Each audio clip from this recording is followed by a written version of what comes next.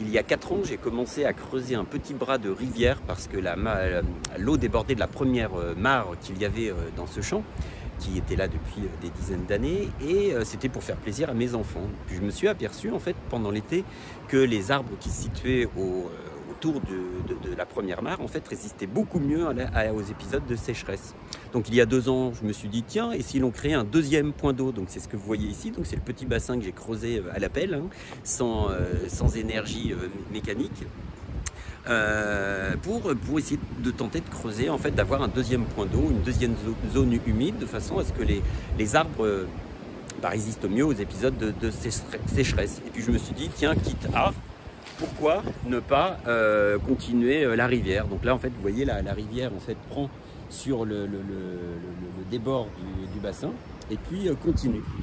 Et petit à petit, je me suis dit, tiens, mais ce serait rigolo d'essayer de creuser une rivière qui traverse l'ensemble du champ. Et donc du coup, ce week-end, je me suis amusé. Enfin, j'ai un peu sué. Je me suis fait suer pour essayer de continuer la rivière. Et donc là, vous voyez, hop, là, on a avancé.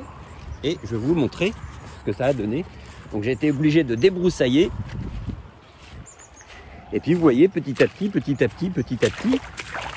la rivière en fait a avancé. Et j'ai eu une bonne surprise, c'est que la nature m'a aidé. Alors si je me suis hasardé à imaginer que je pouvais créer une rivière avec de l'eau sur mon champ, c'est parce qu'il est légèrement incliné. Et là vous voyez, là où je vous expliquais que la nature m'a aidé, c'est que là, bon, la rivière que j'ai creusée s'arrête ici, sur cette flaque, mais continue en réalité plus loin. Et ce qui est extraordinaire, en fait, c'est qu'en alimentant ce petit bras d'eau, ce petit courant d'eau qui s'est créé naturellement, en fait, j'ai fini par avoir une rivière qui traverse l'intégralité de mon champ. Donc en 4 ans, défi un peu bizarre relevé, il y a une rivière qui fait à peu près 250 mètres de long, je pense, qui traverse l'intégralité de mon champ. Alors qui sera alimentée, je pense, 4 mois par an, hein, à tout casser, probablement entre le mois de novembre, décembre et puis le mois d'avril, au moment où il s'arrête de pleuvoir suffisamment.